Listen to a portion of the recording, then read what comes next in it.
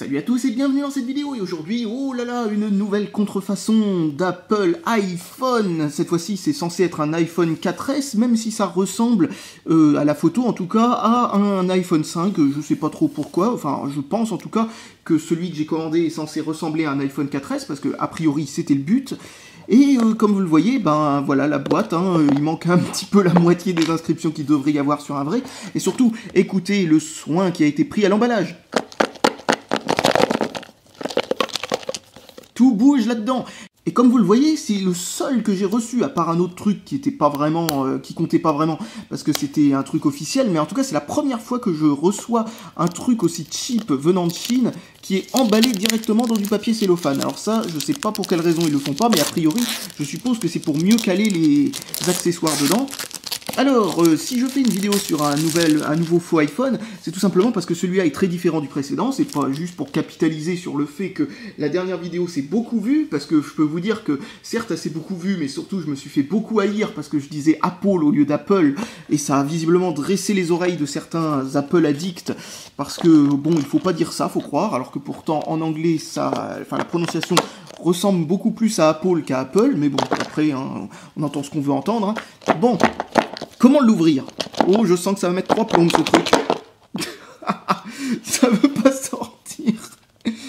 Oh, elle commence bien cette vidéo. Oh, miam, miam, miam, miam. Eh ben, je sais pas comment je vais réussir à faire sortir ce truc. Une autre première dans cette vidéo, il me faut un accessoire pour réussir à l'ouvrir. Bordel, mais qu'est-ce qui se passe là-dedans? Ils l'ont scotché au fond ou quoi?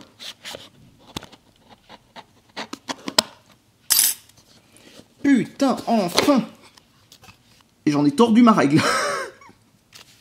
Donc, nous avons le téléphone sûrement là-dedans. Nous allons ouvrir ce truc. Oula, ça s'est ouvert comme si c'était une bouteille de champomis. Et donc, bon, bah visiblement, les accessoires étaient bien isolés du truc. Oh non, pas encore ça! Oh non! Non, non, non, non, ah non, non, non, non, non, non, non, non, non, ah non, pas ce chargeur qui fait vaguement Apple, mais qui ne rentre pas dans les prises européennes, étant donné qu'il n'y a pas le truc de la prise de terre, et que le truc de la prise de terre, pire que ça, bloque contre le truc. Oh non, c'est pas possible. Oh là là là là, le comble de la médiocrité, comme je l'ai déjà dit, comme si les originales étaient pas assez mauvaises comme ça, enfin en tout cas pour le prix, pas dans l'absolu.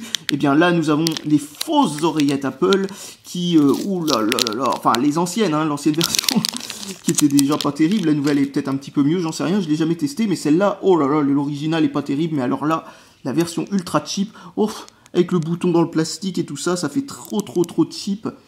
Mon Dieu, je pense que ça va pas très bien fonctionner. Ensuite, nous avons ceci, un câble qui fonctionne sûrement avec les officiels d'ailleurs. Un câble pour pouvoir le brancher sur ce fameux format propriétaire à la con. Et cette petite chose pour pouvoir enlever ou mettre la carte, enfin surtout enlever le capot du truc de la carte SIM. Parce que, bien entendu, ils aiment bien faire les choses de manière compliquée. Chez Apple, et bon bah voilà, ils ont décidé de copier ça dans la contrefaçon. Alors qu'est-ce que nous avons dans cette espèce de petit fourreau là? Oh là, la notice la plus succincte que j'ai jamais vue de ma vie. Donc c'est écrit microscopiquement, ouais, tellement microscopiquement que même cette caméra ne veut pas faire le focus rapidement. Oh, même si elle a réussi vaguement. Et surtout un truc que je voulais vous montrer une fois sur une contrefaçon d'iPod. Vous voyez ce qui se passe avec la fameuse, avec comment dire, l'imprimante qu'ils utilisent pour imprimer ces trucs-là. Vous voyez, des fois, ça devient trop clair, ça devient plus clair qu'ailleurs, et ça devient complètement illisible par endroits. Enfin, en tout cas, pas sur cette notice. Ah si, sur cette notice aussi, regardez là. Là, bah voilà, nous avons des morceaux de mots qui sont pas imprimés, on sait pas pourquoi, enfin c'est n'importe quoi. Donc maintenant, le téléphone en lui-même, alors il est dans une poche à bulles, c'est déjà ça, je m'attendais à ce que ce soit moins bien emballé étant donné le bruit que ça faisait. Ensuite, il est dans une petite poche, je n'irai pas jusqu'à dire antistatique. Ensuite, nous avons cette espèce de protection à l'arrière, trop de la balle. Et nous n'avons pas les inscriptions de la marque et compagnie qui ont été falsifiées, disons. Mais ça c'est une bonne chose dans un sens parce que ça passe plus facilement la douane de cette manière-là. Oh, ce truc-là a l'air d'être mal enfoncé, le truc de la carte SIM. Est-ce qu'il s'enfonce bien au moins? Ouais, non, c'est juste qu'il s'est bougé pendant le transport. Oh, ça risque de moins bien tenir que dans l'original, ça.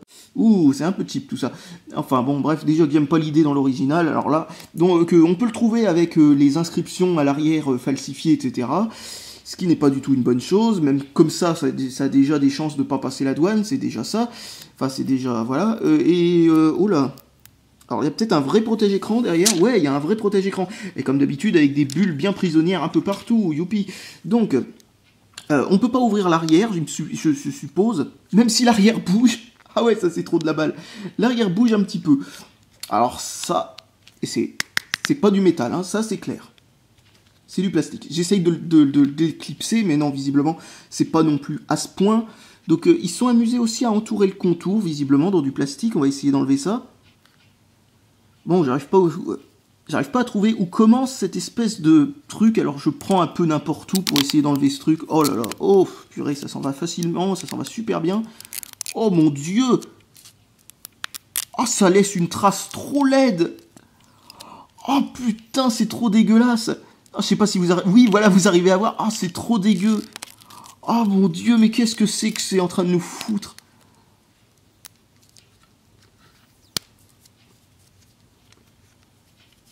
Berk. Ah, Berk. Ah, ça colle de partout. Je crois que j'ai enlevé un truc qu'il fallait pas que j'enlève parce que si ça se trouve, la deuxième couche, elle faisait pas partie de ça.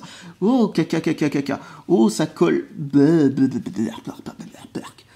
Oh, ça c'est vraiment de la contrefaçon de ouf. Oh, je comprends vite le prix. Car c'était un Android. Oui, c'est une contrefaçon d'iPhone, mais cette fois-ci sous Android. Encore une fois, il y en a deux couches qui se séparent. Non, il faut bien enlever les deux couches. Et elle était proposée dans les, combien 30, on va dire 40 € avec les frais de port. À peu près 43 €, disons, 45 peut-être même. Et oh putain, le scotch, ça en va trop mal. Il va falloir nettoyer ça avec je ne sais quel produit pour faire fondre la colle. Et encore, si ça fait pas fondre la peinture avec. Oh, oh, la colle est restée du mauvais côté du truc. Non, c'était bien un truc à enlever, hein, parce que ça s'en va pas en deux fois. Retrouvez-vous avec un iPhone qui a l'air aussi sale que s'il avait été utilisé par un clodo pendant à peu près 4 ans.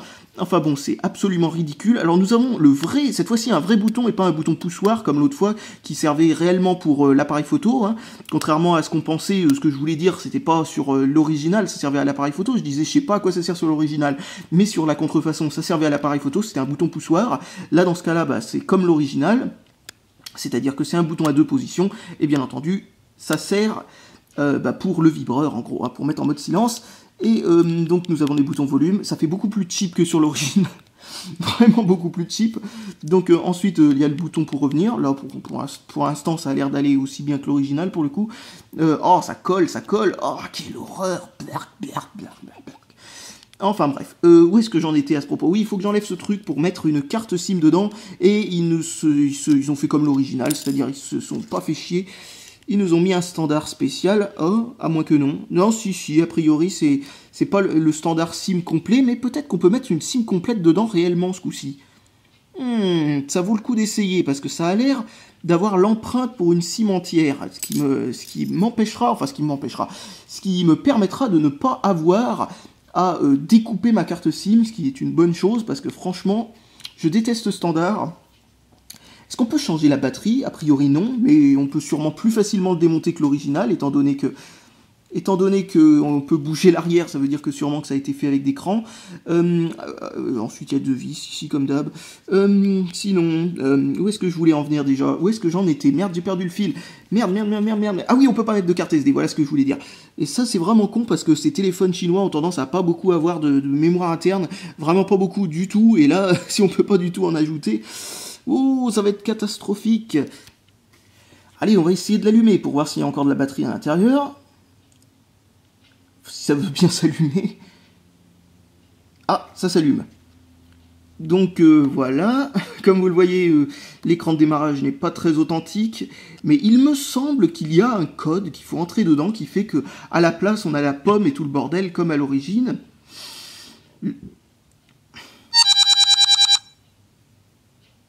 Oh, c'était quoi ce bruit? C'est horrible.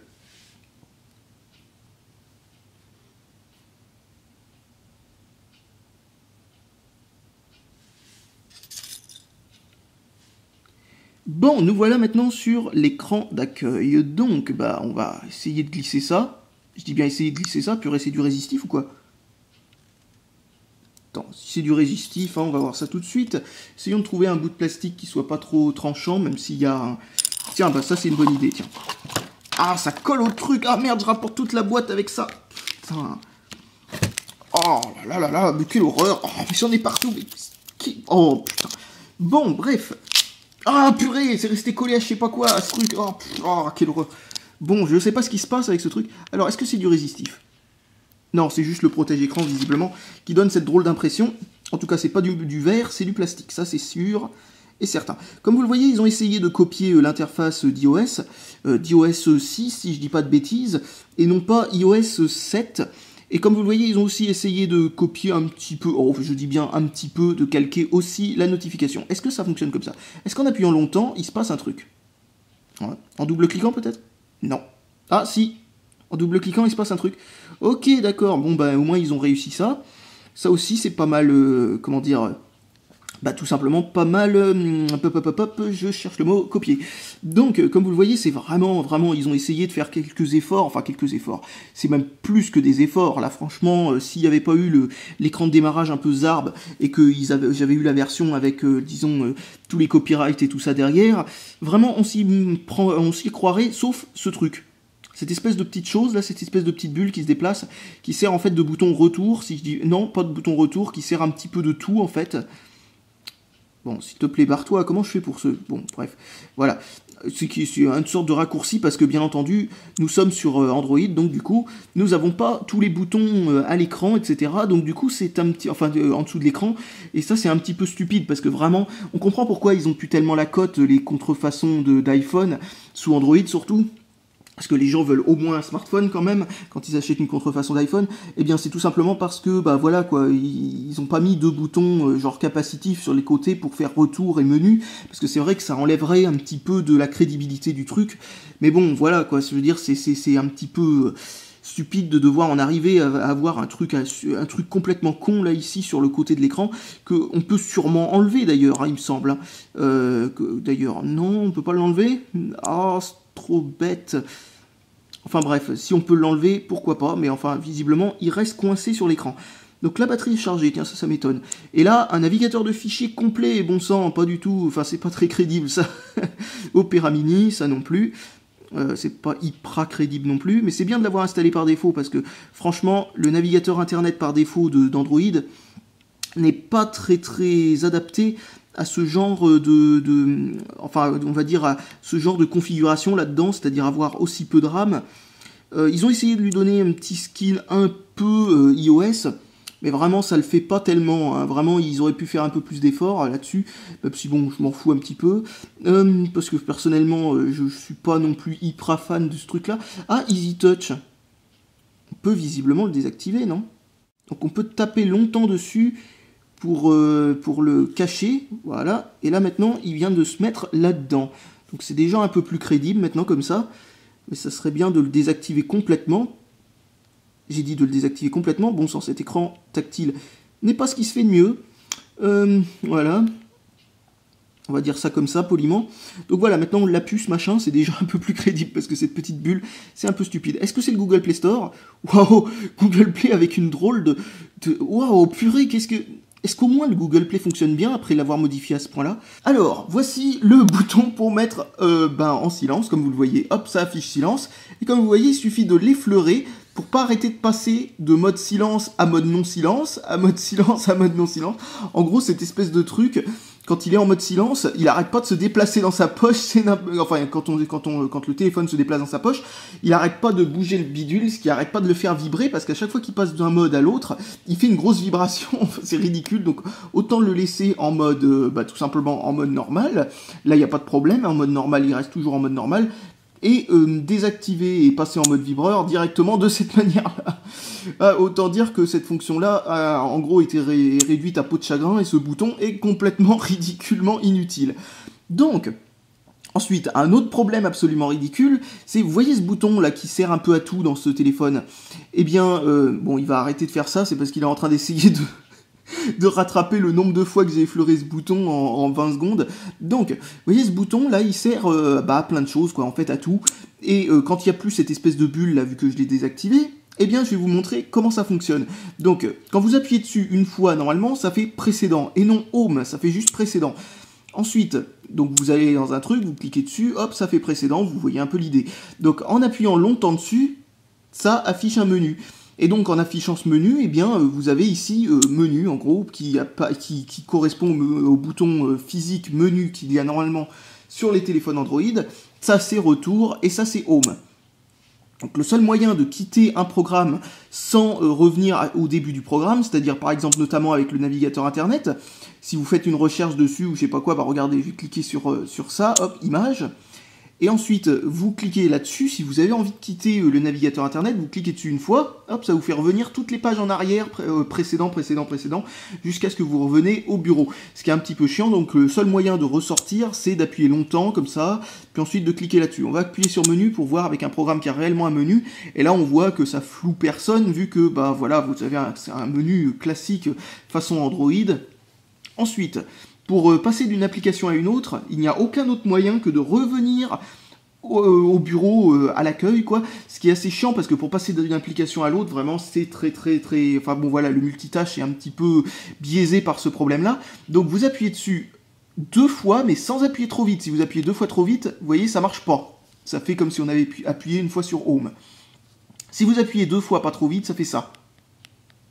Hop, ça déplie le machin, s'il veut bien venir. Non, il veut pas. Bon, bah, on va recommencer. Voilà. Là, ça marche. Et là, vous avez les applications récentes. Enfin, bon, voilà. C'est un peu comme ça fonctionne sur l'iPhone, mais je suis pas sûr que l'iPhone, on soit obligé de revenir à l'accueil pour ça. Là, franchement, j'ai pas assez de recul pour le savoir. Enfin, voilà. Donc, il y a plein d'applications comme ça qui ont été un peu maquillées façon iPhone. On a un GPS, a priori, même si je ne l'ai pas encore testé. Et nous avons Google Maps de préinstallé. Problème aussi, c'est qu'il y a plein de programmes de préinstallés qui seraient mieux de ne pas les préinstaller, notamment Google Maps, YouTube, Facebook, Twitter, et voilà, je crois que c'est tout, peut-être Opera Mini aussi, même si ça prend pas beaucoup de place, et quelques autres programmes. Et le problème, c'est que quand ces programmes se mettent à jour, eh bien, ils remplissent l'intégralité de la mémoire interne, très très faible, à peine 200 MO, et donc du coup, pour installer des programmes, c'est une galère pas possible, et on peut vraiment pas en installer beaucoup, parce qu'on ne peut pas les déplacer sur la carte SD. Car voilà l'autre grossier problème, quand vous allez dans les préférences, vous voyez que c'est pas du tout comme sous Android, c'est vraiment, ils l'ont bien maquillé, et nous n'avons pas le truc qui vous permet de supprimer les programmes, en gros, etc., et les déplacer sur la carte SD, etc. Donc du coup, bah, c'est très peu pratique, vraiment, hein. Je suppose qu'avec des programmes alternatifs, que l'on peut trouver sur le Google Play Store, on peut le faire malgré tout, ou en installant un launcher alternatif qui ressemble plus à Android, mais là ça enlève toute l'idée d'acheter un truc qui ressemble à un iPhone, parce que si vous êtes assez fou pour vous acheter un faux iPhone, je pense que vous voulez quand même que ça y ressemble un minimum.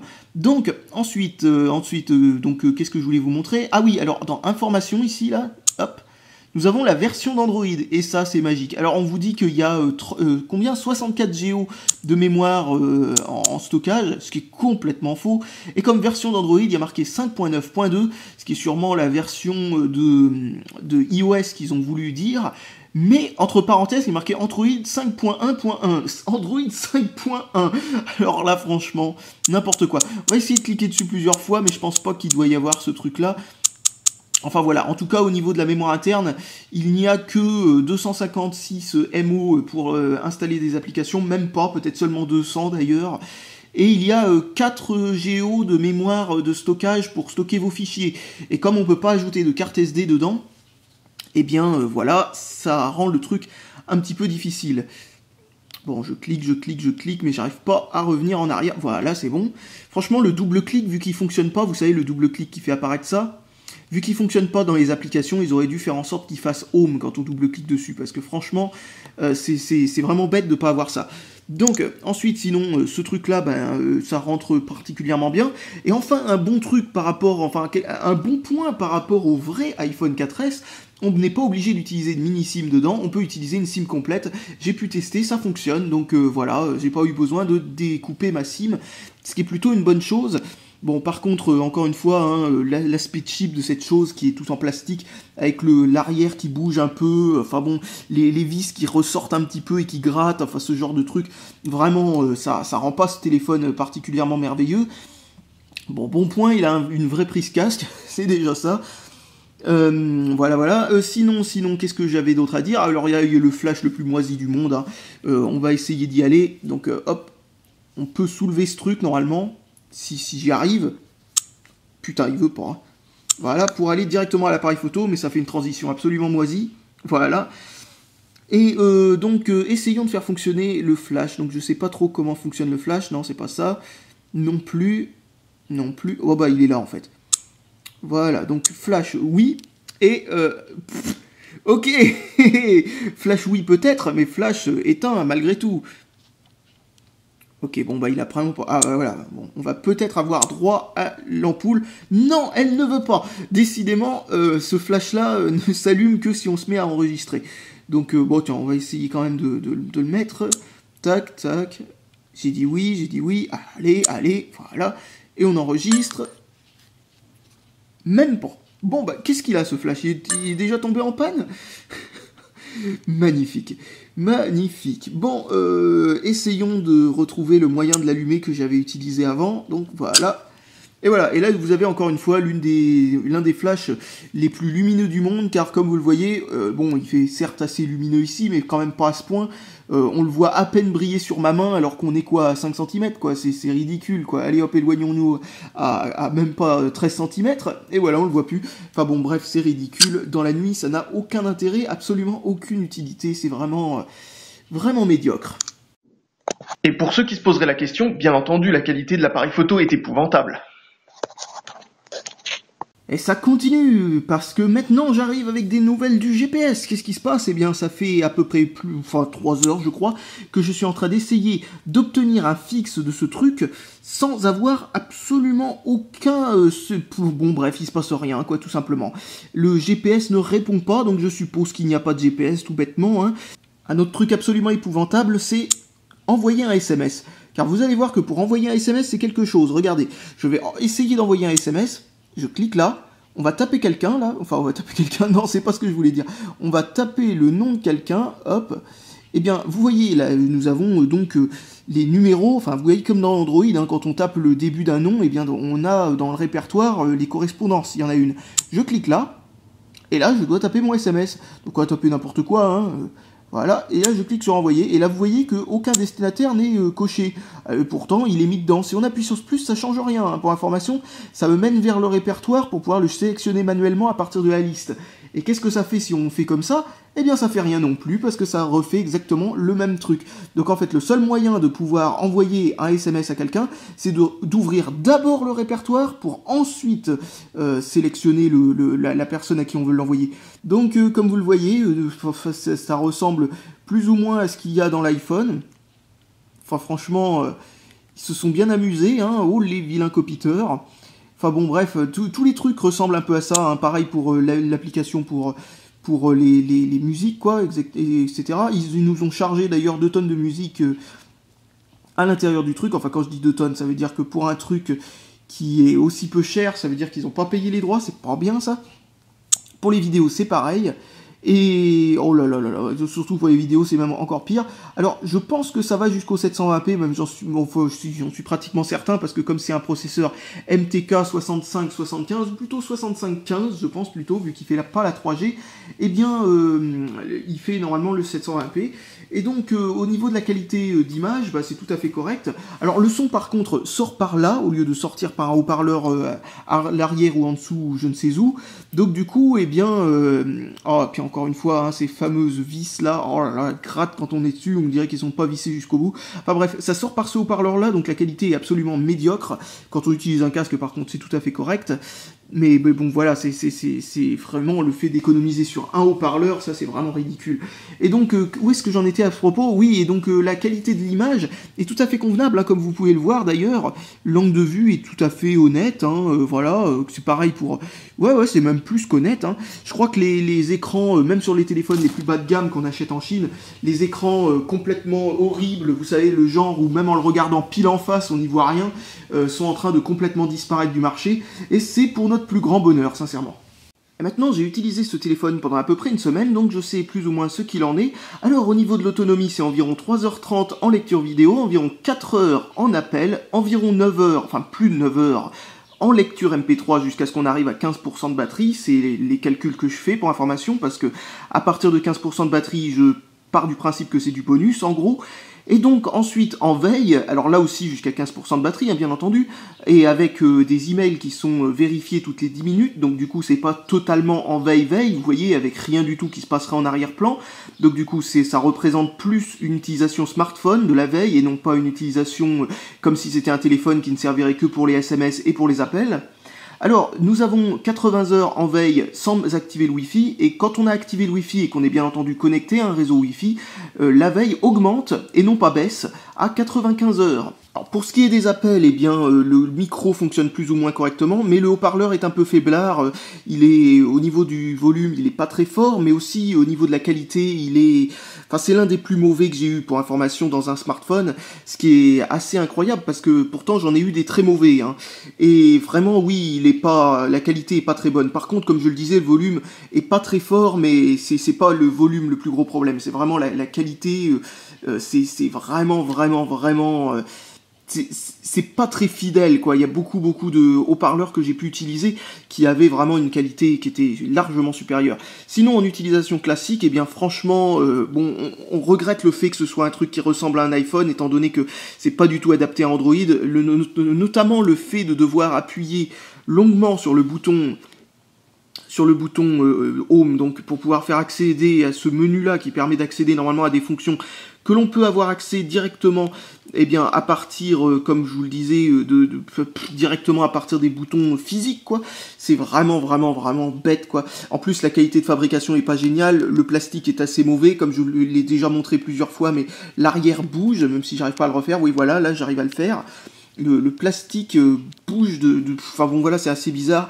Le contour lui-même, enfin il fait pas très crédible. Enfin voilà, c'est vraiment pas un vrai iPhone, ça c'est clair. Et c'est pas non plus à la hauteur d'un vrai Android. Ça c'est certain. Et même si c'était un vrai Android de très bas de gamme, quoi. Pour ce qui est des jeux, alors là, bon bah là nous avons toujours le fameux problème de ces téléphones Android avec seulement 256 MO de RAM, c'est-à-dire tout ce que vous pouvez trouver plus ou moins en dessous de 50 €, notamment celui-là, eh bien vous avez que 256 MO de RAM, comme je le disais, et donc du coup ça fait, et Android 2.3 aussi accessoirement, ce qui est assez daté, et ce qui fait que beaucoup de jeux notamment n'arriveront pas à fonctionner étant donné qu'il n'y a pas assez de mémoire vive. Bon, et bien décidément, ce téléphone a décidé de m'en faire voir de toutes les couleurs. Quelques jours après avoir terminé la vidéo, je pensais avoir terminé la vidéo, il faut maintenant que je refasse la fin, eh bien la carte SD a tout simplement grillé. J'étais en train d'installer quelques programmes, comme vous le voyez, tous ces programmes-là sont inaccessibles, car ils sont installés sur la carte SD, parce que c'est le seul moyen d'avoir de la place là-dessus, et la carte SD interne, donc, maintenant est inaccessible, car, voilà, marche plus, tout simplement. Alors quand je dis carte SD interne, je parle pas de mémoire interne, parce que si c'était la mémoire interne qui avait grillé, eh bien le téléphone ne démarrerait plus tout simplement. Donc je suis certain que là-dedans, il y a une carte SD, notamment par exemple une carte SD qui est directement soudée à la carte mère, qui fait office de mémoire supplémentaire chip, vous savez, une sorte de truc complètement foireux, parce qu'une carte SD c'est quand même beaucoup moins bien qu'une mémoire interne de téléphone, vous savez, une NAND flash ou des trucs de ce genre. Donc qu'est-ce qu'on va faire? Bah tout simplement on va essayer de le démonter pour essayer de voir comment c'est foutu dedans, pour voir ce que ça donne. En tout cas, franchement, c'est un exploit ce qu'ils ont fait avec ce téléphone, car ils ont réussi à rendre un téléphone avec un processeur de marque Mediatek encore plus pourri que les premières générations de Spreadtrum, vous savez, ceux qui ne géraient pas la carte SIM ou ce genre de truc. En dehors du problème de carte SIM que n'a pas ce téléphone, eh bien tout le reste est pire que ces téléphones-là, c'est-à-dire qu'en gros, fonctionne aussi sur 2.3, mais on peut faire démarrer aucun programme, pratiquement rien ne démarre. Temple Run, c'est la première fois que je le voyais pas démarrer sur un téléphone. enfin un téléphone avec un processeur de cette puissance-là, et avec 256 MO de mémoire vive. C'est la première fois que je le voyais pas démarrer. Ensuite, un autre truc, alors c'est Angry Bird qui marche pas non plus, alors ça aussi c'est un exploit, j'avais jamais vu ça. Et le dernier truc qui ne démarre pas, c'est Fruit Ninja. Alors là, franchement, c'est la première fois aussi que je ne le vois pas démarrer parce qu'on manque de RAM. Ça, c'est complètement ridicule, franchement. Un programme, un jeu surtout aussi basique que ça, c'est complètement stupide de voir qu'il ne démarre pas, quoi. Donc on va l'éteindre et on va démonter ce truc. Bon, commençons par enlever la carte SIM. Hop. Oui, enfin, ouais, si ça veut... ça m'arrange, ça, je pensais pas que ça allait venir avec. Enfin bon, bref, voilà. Comme vous avez pu voir, on peut mettre une carte SIM complète. Hein, c'est bien le seul avantage que j'ai pu voir à ça. Donc sinon, ensuite, on va essayer de dévisser ça. Hein. Je vois qu'il y a 2 vis en dessous. Je suppose que c'est comme ça, vu que ça coulisse un petit peu. Il y a de grandes chances que ce soit tout simplement ces 2 vis qui retiennent tout simplement le dos du téléphone. Putain, j'arrête pas de remettre le tournevis dans cette petite grille, en tout cas qui n'est pas une grille, c'est juste un bout de membrane en tissu qu'ils ont mis. Oh, et puis je fais pareil, c'est parce que je regarde de travers la caméra, hein, c'est pour ça que je fais n'importe quoi. Hein. Donc, vous voyez qu'il y a une vis qui voulait pas se dévisser, elle tourne dans le vide, je suppose. Donc je n'arrive pas à l'enlever, on va essayer d'y aller quand même un petit peu en forçant. Bah voilà, bah oui, elle tourne carrément dans le vide. Et voilà, ça s'enlève. C'est vraiment très, très simple à démonter. Alors là, franchement, ça c'est ultra authentique. Donc là, vous avez cette espèce de truc, hop, et vous avez carrément une carte SIM là-dedans. Bah ouais, c'est même pas une carte SIM soudée, je me rends compte. C'est carrément qu'ils ont mis un slow SIM interne à la machine, quoi. Ça, c'est vraiment ridicule. Donc voilà, alors une carte SIM dedans. Une carte SIM soi-disant Kingston, comme vous pouvez le remarquer, de 8 Go, soi-disant aussi, qui a grillé dès qu'on a essayé de stocker trop dedans, donc je suppose qu'elle est complètement morte. Hein. Franchement, ça doit être une carte SIM Kingston de contrefaçon. Ça, franchement, ça, j'en suis pratiquement certain. Donc, vous voyez un petit peu comment c'est foutu dedans. Hein. Vraiment, ça, c'est vraiment très très différent de l'original. Hein. C'est vraiment un téléphone Android, tout ce qu'il y a de plus bête. Hein. J'ai enfoncé les 2 machins, mais est-ce que je vois c'est pas non plus si flagrant que ça. En face d'un des 2, il n'y a absolument rien. Vous voyez qu'ici, il y a un micro, là, il n'y a rien du tout. Hein. Ça m'étonne pas, hein. C'est juste du décor. Et là, vous avez une vis qui tourne dans le vide avec le truc qui était coincé dans le plastique pour coincer la vis, qui est resté coincé ici, quoi. Et en gros, c'est tout simplement que le bidule s'est cassé. Vous voyez un petit peu l'idée, là. Vous avez le truc dans lequel visser la vis. Et là, vous avez rien du tout, juste un trou. Et oui, voilà, c'est tout bêtement ce que l'on pourrait appeler la loose, hein, ça tient pas du tout, et voilà. Bon. Donc, maintenant que j'ai fait ça, je vais vous l'allumer, juste pour... oups, il faudrait que je referme ce slow SIM pour pas qu'il se balade dans tous les sens, voilà, ce slow... Qu'est-ce que je raconte, ce truc pour carte SD, micro SD, donc je vais le rallumer et je vais vous montrer un truc, c'est que j'ai réussi à faire ceci.